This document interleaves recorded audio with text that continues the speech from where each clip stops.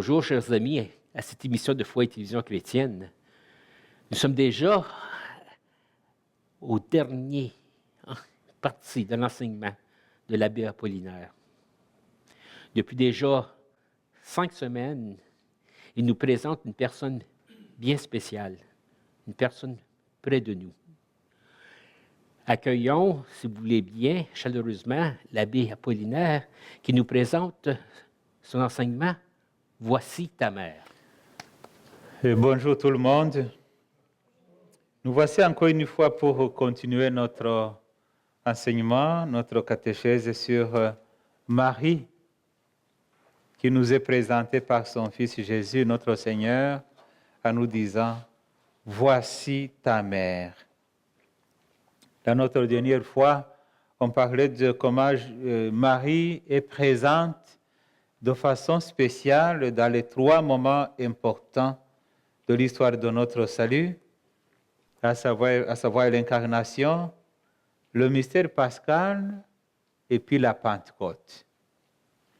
Pour l'incarnation, on pourrait continuer parce qu'après la conception, il y a eu la naissance virginale, cette naissance virginale, mais tout ça est lié au consentement de Marie qui accepte par un simple fiat, j'accepte la volonté de Dieu. Après la naissance, une naissance aussi miraculeuse que comme la conception aussi, nous voyons Marie qui est capable d'accueillir les anges de Dieu qui viennent en chantant alors que le monde est distrait dans les distractions mondaines. Voici que les bergers, ceux qui faisaient partie de cette catégorie des personnes exclues de la vie communautaire, voici que les bergers arrivent pour avoir une bonne nouvelle. Je vous annonce une bonne nouvelle. Il y a des choses qui ne mentent pas pour ceux qui ont accueilli Jésus comme Seigneur. C'est la joie et la paix. Qui a accueilli Jésus comme Seigneur, il a toujours cette joie de se sentir sauvé par Dieu. Cette joie qui se transmet par la manière d'être. Mais il y a aussi la paix intérieure qui n'est pas l'absence de conflits ou l'absence de guerres ou de situations difficiles. La paix qui devient comme la tranquillité de l'ordre en nous. La paix de dire, malgré tout ça, le Seigneur est présent dans ma vie. Alors pour Marie, on nous dit que tout ce qu'elle rencontrait, tout ce qu'elle entendait, tout ce qu'elle vivait, elle le méditait dans son cœur et priait pour. Ça, c'est important, que nous écoutions beaucoup plus, mais que nous gardions tout ça dans notre cœur pour prier pour. Et on voit Jésus quand il a 12 ans. Et il a 12 ans. Il reste au temple. Il reste au temple pendant 3 jours. Et lorsque Marie s'approche pour dire, mais moi et ton père, nous t'avons cherché, et puis on ne sait pas où tu étais, Jésus doit répondre, je dois être dans les choses de mon père. Et là, on nous dit que d'après une telle réponse, au fond, on devrait peut-être réagir par la tristesse ou par le... Non, Marie accueille cela, médite tout ça dans son cœur. Ça, c'est une bonne leçon pour les parents qui ont des ados. Parce que parfois, ils répondent à travers, tu dis, mais est-ce qu'ils ne me respectent plus? Non, il faut être comme Marie. Priez pour ça. Gardez tout cela dans ton cœur. Parce que le Seigneur sait où il va conduire cet enfant, qui peut-être semble te répondre mal, mais qui est toujours aimé, qui est toujours enfant de Dieu. Alors, la vie de Jésus, là, jusqu'à 12 ans, on le voit au temple, et puis après, il va vivre une vie cachée. Nous avons vu dans nos enseignements passés comment est-ce que Marie se représente encore dans le mystère justement de Pascal, le mystère pascal. Elle n'est pas très présente. On a l'impression qu'elle n'est pas présente et pourtant elle est là. Le mystère de la souffrance de son fils, il l'accompagne. Elle est là avec Jésus. Mais c'est intéressant, comme nous l'avons vu, qu'on la voit debout à côté de la croix. C'est ça dans le mystère pascal. Elle accompagne son fils. Et ça avait été prédit. Ça avait été prédit par Simeon, le vieux Simeon, lorsqu'on a présenté Jésus au temple pour accomplir la loi. Simeon avait dit, ton fils que tu vois, il vient pour que dans le monde, il soit toujours objet de discussion, objet de débat. Et aujourd'hui, Jésus continue à être cet objet-là de discussion, de discorde même. Même entre chrétiens, on ne sommes pas d'accord sur certaines choses. Et puis, Simeon avait ajouté, et toi, une épée te transfuse. Donc, Marie, on lui a annoncé l'épée qui va traverser son cœur. Et ça s'est matérialisé vraiment sur la croix lorsqu'elle voit son fils mourir pour nous. Lorsqu'elle voit son fils mourir innocemment, haï par tout le monde, haï par tout le monde. Il n'y a pas longtemps, j'ai invité les enfants de l'école de ma paroisse pour qu'on fasse le chemin de croix ensemble. Alors, ils venaient par classe, de 4e, 5e, 6e, j'ai pris le plus grand. Alors, c'était un chemin de croix spécial parce que ce n'était pas un chemin de croix comme pour dire on fait la prière, on lit ceci, mais non. On se mettait devant l'image, je demandais aux enfants, qu'est-ce que vous voyez? Puis les enfants, bien sûr, répondaient. À un certain moment, un des garçons me dit, mais pourquoi est-ce que les gens sont si méchants? Pourquoi est-ce que les gens sont si méchants? Quelqu'un qui fait du bien, on lui récompense par la mort. C'est ça, les gens sont si méchants. Parce qu'il y a tant de mensonges dans le monde. Et même aujourd'hui, les gens restent méchants devant quelqu'un qui veut vivre totalement toute la vérité. Pourquoi est-ce que les gens sont si méchants? Pourquoi est-ce qu'ils ont fait mourir Jésus? Alors j'ai répondu à l'enfant, même aujourd'hui, s'il revenait, on le ferait mourir. Et je pense qu'il ne passerait pas une soirée. Parce qu'aujourd'hui, là, avec son enseignement, qui tranche clair toute la vérité, il résisterait moins. Parce que nous autres, on est censés parfois de jouer avec les mots pour pouvoir essayer de contenter tout le monde. Autrement, on dit il n'y a pas d'accueil. Parce qu'on a peur de la vérité. On ne veut pas accueillir la vérité de l'Évangile. Alors j'ai dit à cet enfant-là, même si Jésus revenait aujourd'hui, malheureusement, on le fera mourir de nouveau. Et c'est pour cela que Saint François d'Assise a dit, l'amour n'est pas aimé. L'amour n'est pas aimé. Et là, il venait justement, c'était pendant les croisés. Saint François d'Assise, c'était pendant les croisades. Et puis il a dit, moi je vais rendre visite aux musulmans de l'autre côté. Puis il va là-bas, on dit, on va te tuer. Non, il est allé, il voulait le martyr. Puis après, il est revenu. Mais il remarque que du côté de l'autre côté, comme de l'autre des chrétiens, il faut les mêmes erreurs, les mêmes péchés. Parce que c'est pendant la guerre, il y a toujours les mêmes péchés. Puis Saint François a dit, je vois que l'amour n'est pas aimé. Et l'amour n'est pas aimé aujourd'hui, parce que même pour être chrétien, c'est tout à fait personnel. Le pape Benoît XVI disait souvent, la foi n'est jamais sociale, la foi est personnelle. C'est ce que tu vis toi comme personne que tu vas transmettre aux autres. Donc, c'est-à-dire qu'on a besoin de véritables témoins de cette puissance de Dieu. On a besoin de véritables témoins qui accompagnent Marie vers la croix, vers nos croix. Et on a besoin aussi de devenir, nous aussi, témoins devant les personnes qui souffrent dans ce monde. Donc, parce qu'il y a tant de souffrance, mais il y a tant aussi de haine, il y a tant de mise à côté de Dieu, donc on met Dieu de côté, de telle sorte que quand le Seigneur nous dit « Voici ta mère », il sait de quoi il parle. C'est une femme de douleur, une femme qui a laissé son cœur percé par une épée, une femme qui continue aujourd'hui à vivre cela parce qu'il n'y a aucune souffrance de ses enfants qui ne la touche.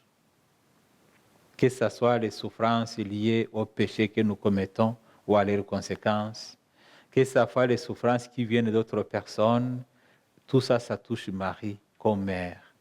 Donc l'épée continue à la toucher jusqu'à la fin des temps. Et là, nous sommes invités justement à la contempler sur la croix, mais surtout à vivre cette espérance qu'elle portait. Elle savait que la mort n'aura pas le dernier mot sur son enfant. Elle savait ça. Et puis ça nous étonne parfois de ne pas la voir courir vers le tombeau à la résurrection. Il n'y a aucune raison. Elle savait que son fils est vivant. Il y a pas mal de visions d'apparitions, même de livres antiques, qui présentent Marie comme la première qui a vu le ressuscité. Ça semble normal aussi que Jésus se manifeste à sa mère avant de se manifester au monde, mais c'est surtout normal que Marie savait que son fils était toujours vivant, même après la mort. Alors, elle nous invite, Marie, à ne pas nous laisser abattre par les situations difficiles que nous traversons. Il ne faut pas accepter la mort, il faut plutôt accepter la vie. Marie de la résurrection, c'est la femme qui croit, c'est la femme qui a la foi. Et c'est la femme qui te dit, toi aussi, accepte de vivre plutôt que de s'abandonner à la mort. C'est intéressant, il n'y a pas longtemps, un monsieur est venu me voir, il m'a appelé et puis il dit, écoute, moi je veux que tu pries sur moi parce que je veux mourir. Je dis, comment? Il me dit, oui, moi là, demain, je dois passer une opération au niveau du cerveau. Et puis les médecins m'ont dit que 2 sur 3 y passent. Donc, je viens pour recevoir moi la bénédiction parce que je suis sûr que je suis parmi les 2. J'ai dit, viens me voir, et puis il est venu, et puis j'ai dit, écoute là, moi je vais te donner les sacrements pour la vie. Donc, si tu es malade, ce n'est pas pour la mort, c'est pour que tu puisses vivre. Je dis, puis demain après l'opération, dis-moi comment ça s'est passé. Il dit, non, je serai mort. Je dis, non, non, tu ne mourras pas, je te dis que tu ne mourras pas, il faut croire à la vie, mais pas à la mort. Bon, il est parti, il arrive à l'hôpital civique, parce que de là, il est venu à l'hôpital civique. Puis là, on essaie de voir, il paraît qu'il y avait une masse ici qui a empêché l'oxygène de monter, mais il n'y en avait plus. Au niveau du cerveau, il regarde là où c'était bouché, je ne peux pas comprendre. Une fois, le médecin me disait que c'était bouché des nerfs, des choses comme ça qu'on devrait opérer. Il dit c'est devenu comme 20%. Alors on dit, écoute, c'est un miracle, tu peux retourner. Ils ont opéré ce qu'ils pouvaient opérer, mais à la fin, le monsieur est revenu. Bon, moi, le soir, je priais, je dis, sûrement, il n'a pas appelé donc. Sûrement qu'il est peut-être mort. Le lendemain matin, il m'appelle. Mon père, miracle, miracle, je suis vivant. C'est ça. C'est de croire à la vie, pas croire à la mort. Nous devons croire à la vie, mais pas accepter la mort. C'est ça la résurrection, que Jésus a triomphé même de la mort. Alors lui, il m'a dit, j'aimerais donner un témoignage, je viens de voir comment il peut donner ce témoignage, mais c'est pour dire que souvent c'est nous qui acceptons la mort. Souvent c'est nous qui acceptons l'échec. Souvent c'est nous qui nous abattons devant des situations. Notre mari te dit, voici ton fils. Tu es mon fils, voici ton frère qui est Jésus et qui est vivant. Si Jésus est vivant, nous devons aussi vivre avec lui. Autrement, notre foi n'a pas de sens. On doit croire dans la résurrection. Alors, le troisième point, ça regarde Marie de la Pentecôte, la femme qui se présente à la Pentecôte. Ça, c'est intéressant aussi parce que Saint Luc, qui a écrit l'évangile de Luc, c'est lui qui va aussi écrire les Actes des Apôtres. Et c'est lui qui nous présente Marie au début, au commencement de l'Église. C'est lui qui nous présente Marie, comment est-ce que Marie était au début de l'Église. Dans nos enseignements passés, j'ai insisté beaucoup sur les 3 effusions que la Vierge Marie a subies. La 3e effusion, c'était justement le jour de la Pentecôte. Les Actes des Apôtres, au 1er chapitre, on nous dit que après l'ascension, et là, il faut peut-être se mettre dans l'attitude des disciples pour comprendre que parfois nous sommes dans les mêmes situations. Ils ont suivi Jésus. Jésus a été tué. Ils l'ont vu mourir sur la croix. Même s'il est apparu plusieurs fois, mais on nous dit que même le jour de l'ascension, les disciples doutaient. Ils se sont mis à genoux, mais ils continuent à douter. Parce qu'ils ne peuvent pas comprendre la résurrection avec la tête. C'est impossible. Et là, l'autre déception, c'est que leur ami Judas, il a trahi aussi. Donc, quelqu'un qui est un ami à toi te trahir, et c'est malheureusement fréquent, ça te décourage. Tu dis, c'est pas possible. On a été amis, on a été toujours amis. On n'a pas vu qu'il allait trahir le maître. Mais aussi, comment est-ce qu'on n'a pas vu qu'après la trahison, il allait se suicider? Comment est-ce que... Et ça, c'est fréquent aujourd'hui. Dernièrement, j'ai été appelé par une autre dame et me disait, écoute, moi, j'ai décidé là, ça fait la 3e fois que je tombe. Maintenant, je me suis cassé la hanche, puis les côtes. Et là, j'avais dit que si je tombe la 3e fois, j'appelle le médecin pour mettre fin à ma vie. Et donc, alors, pourquoi est-ce que tu m'as appelé? C'est parce que je voulais te parler. Okay. J'avais une messe après dans une résidence. Je suis resté avec elle pendant 2 heures. Elle avait décidé qu'elle allait se faire euthanasier elle-même. Puis je dis, mais est-ce que tu crois que le Seigneur veut cela? Parce que c'est une femme croyante. Il m'a dit, je sais bien qu'il ne le veut pas, mais moi je le veux. Alors j'ai dit, ok. Donc, tu décides par toi-même de mettre fin à tes jours. Mais dit, ce n'est pas par moi-même. Alors elle m'a conté toute sa vie du passé. J'ai compris en fait que depuis son enfance, elle a eu tellement de souffrances que là où elle était rendue, c'était impossible de se contrôler même. Et elle en avait tellement eu dans sa vie.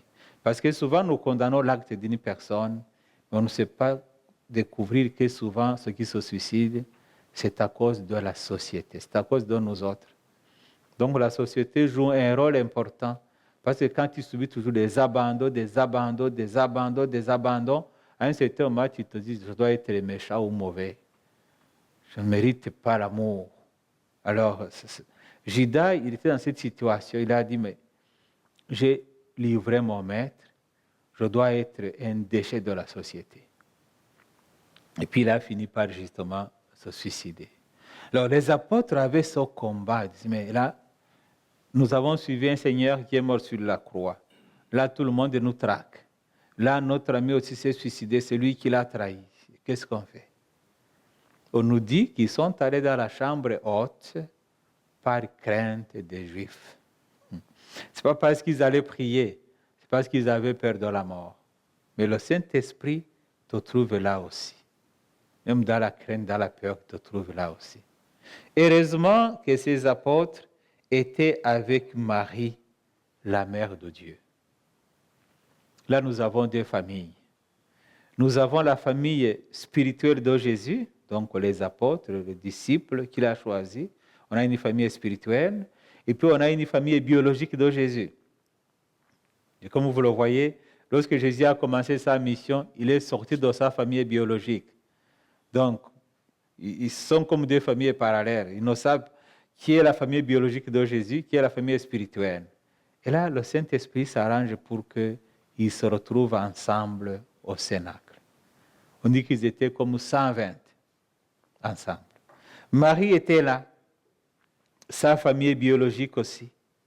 Et les disciples, dont Pierre et toute la famille spirituelle de Jésus étaient là. Donc, ils apprennent à se connaître, à être ensemble, pour pouvoir recevoir le Saint-Esprit. Les fusions ensemble, avec Marie, la reine des apôtres, au milieu. Et reçoit donc une 3e effusion, parce que justement, elle devient la mère de l'Église. Et là, c'est une femme priante. Marie se présente comme la femme qui prie. Comme la femme qui prie pour l'Église, qui prie pour ses enfants, une femme qui prie pour nous tous. Et là, on peut dire justement que Marie, c'est, pour ainsi dire, la première charismatique. Elle est la première charismatique parce qu'elle est remplie de l'Esprit Saint. Lorsqu'on se dit, moi j'ai des charismes, j'aimerais être dans un groupe charismatique, on devrait regarder Marie, parce qu'elle est remplie de l'Esprit Saint. Et elle reçoit l'effusion pour devenir la mère de Dieu. Et elle reçoit l'effusion pour devenir la mère de l'Église. Et elle continue dans l'Église aujourd'hui comme mère. Ce n'est pas pour rien justement que l'apôtre Jean, après la Pentecôte, quand ils vont commencer la mission, l'apôtre Jean va l'amener à Éphèse pour être avec elle. Et c'est de là que va se produire l'Assomption. D'autres vont dire que c'est à Jérusalem. Mais ce qu'on voit, c'est qu'il était accueilli par un des disciples de Jésus, un des apôtres de Jésus. Lorsque Marie te demande aujourd'hui, c'est que tu puisses l'accueillir aussi dans ta vie. Accueillir comme une mère qui t'aime beaucoup, une mère qui prie beaucoup pour toi, mais accueillir comme mère aussi une mère puissante. Dans la tradition de l'Église, Marie a toujours eu sa place. Ça fait partie de sa prophétie. Toutes les générations me diront la bienheureuse. L'Église l'a compris depuis le commencement parce que le culte rendu à Marie a commencé juste depuis le début de l'Église. Ce qui a été défini plus tard comme les dogmes liés à Marie, ça avait commencé dans la foi des chrétiens et des chrétiennes. Depuis le commencement de l'Église, les chrétiens affirmaient que Marie n'est pas morte de mort naturelle. C'est intéressant, les orthodoxes disaient que Marie est morte non pas de mort naturelle, mais de nostalgie d'aller rencontrer son fils. C'est beau. Et puis ça arrive parfois dans la vie de tous les jours. Là. Vous voyez une personne de 90 ans mourir, la semaine suivante, l'épouse aussi meurt. Et alors qu'est-ce qu'on fait? Des funérailles. Non, ça va être une seule funéraille parce qu'ils sont aimés jusqu'à la mort. La nostalgie. Il est parti avant moi, je ne veux pas qu'il me laisse. On part ensemble. Voilà. Donc Marie est partie par nostalgie d'aller rencontrer son fils. C'est ce qu'ils appelaient la dormition. La dormition que l'Église catholique occidentale va appeler l'Assomption. Donc Marie qui s'endort et qui est assumée, qui est assumée par son Fils au ciel. Parce que, comme le définira le pape, on dira que Dieu n'a pas permis que le corps de Marie soit désagrégé ou soit détruit par la mort. Donc, elle est assumée au ciel avec son corps et avec son âme, ce que nous appelons le dogme de l'Assomption. Mais depuis le début de l'Église aussi, les premiers chrétiens définissaient Jésus comme fils de Dieu et Marie comme mère de Dieu. Il y a eu des débats là-dedans. On se disait, mais est-ce que Marie est mère de Dieu ou Marie est mère seulement de Jésus? Et qui est Jésus? Certains disaient c'est le prophète, c'est le Fils de Dieu. Comme aujourd'hui, certaines églises ou certaines confessions disent que Jésus, c'est un grand homme, c'est un sage, c'est un prophète, mais il n'est pas Dieu. C'est ça. En fait, s'il est Fils de Dieu, il est Dieu. À moins que tu n'acceptes pas qu'il soit Fils de Dieu. Alors il faudra justifier son origine. Mais si tu reconnais qu'il est Fils de Dieu, alors il est aussi Dieu. Alors s'il est Dieu, sa mère est mère de Dieu. C'est ce que nous définissons justement la Théotokos, la mère de Dieu, la fête du 1er janvier de chaque année. On fête que Marie est mère de Dieu et ça a été défini de façon définitive en 431, justement dans un concile qui s'est déroulé à Éphèse, là où Marie a vécu avec Saint Jean. Depuis le commencement, l'Église définissait Marie comme quelqu'un qui a une virginité perpétuelle. que Marie est vierge avant la conception de Jésus et après la conception de Jésus. Parce que justement, qu'est-ce qui détruit la virginité? Ce n'est pas la naissance. Nous savons que la naissance n'a rien à voir avec la virginité. Ça vient après. Alors Marie est restée vierge parce qu'elle n'a connu point d'homme et la naissance de Jésus n'a pas altéré non plus son corps qui était toujours vierge. Et ça a été défini de façon définitive en 553, donc après Jésus. Toujours dans des conciles, le concile de Constantinople. Là, on a dit, mais attention. Mais depuis le commencement, parce qu'on reconnaissait que Marie, la pleine de grâce, devient mère de Dieu sans connaître aucun homme et reste toujours vierge, même après. Ça, ce sont pratiquement les 4 dogmes qu'on donne à la Vierge Marie. Donc, Marie, mère de Dieu, la virginité perpétuelle, et puis justement l'immaculée conception de la Vierge Marie, et enfin l'Assomption de la Vierge Marie aux cieux.